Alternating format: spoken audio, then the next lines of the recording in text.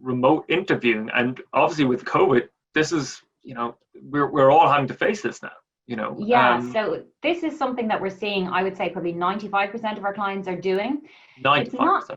It's not necessarily a new thing, Ronan. So a lot of our international clients, or a lot of the international companies operating in Ireland, would have part of their interview process whereby you're speaking to somebody who may not be based here. However, we're doing this already. Okay. Yeah, so, but it is new for some people. So I think just to take the edge off, if you are going for interviews at the moment and it is going to be a remote interview, there's a few things probably just to consider. So first of all, from a practical perspective with the technology, familiarize yourself with it, download it ahead of time, check the link, check the passwords, ensure you have pictures and sound. I know when we started earlier this morning, for some reason I didn't have a picture, so I needed to do a little reboot. So just little things like that. Make sure you have everything right, because you will be nervous before an interview. So you want to make sure that you have everything working very well for you. Have an emergency contact for whoever scheduled the interview. If for some reason something's happened and you need to ring in, good idea. Really simple things. Make sure your Wi-Fi is running. Make sure your laptop is fully charged. You'd be surprised how many people maybe don't check these things beforehand.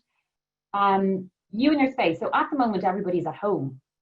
Well, most people are at home. So ensure your family or your housemates understand you have an interview. Don't, we can't have background noise. You need peace and quiet for maybe an hour in the house. If you've got a dog, make sure they're outside. They're not in the background barking or anything like that. You can keep a copy of your notes and your CV and the job spec handy, which is a little bit of a cheat, which is good. You can't necessarily do that in a face-to-face interview, but don't let it distract you. The next point is really important. Dress professionally. And I have their top and bottom. And what I mean by that is we're all guilty of probably dressing at the top and being in our slippers underneath. If for whatever reason you spill a glass of water and you have to jump up, you just don't want any embarrassing situations. And I also think people perform so much better when you're fully sort of suited and booted. And I mean, that gets me to think, especially for gents, do you wear a tie? Are you open kind of neck? What do you think? What do I think? So again, I'd veer on the side of caution. For professional interviews, I would wear a tie.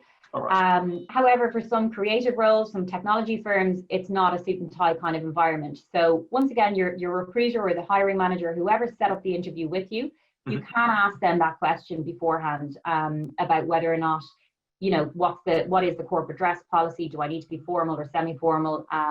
And what's sort of best to do in that scenario. But if in doubt, pop on the tie. It's always better to look over. Makes sense. Makes sense. Very straightforward. Check your background. Make sure you're sitting comfortably.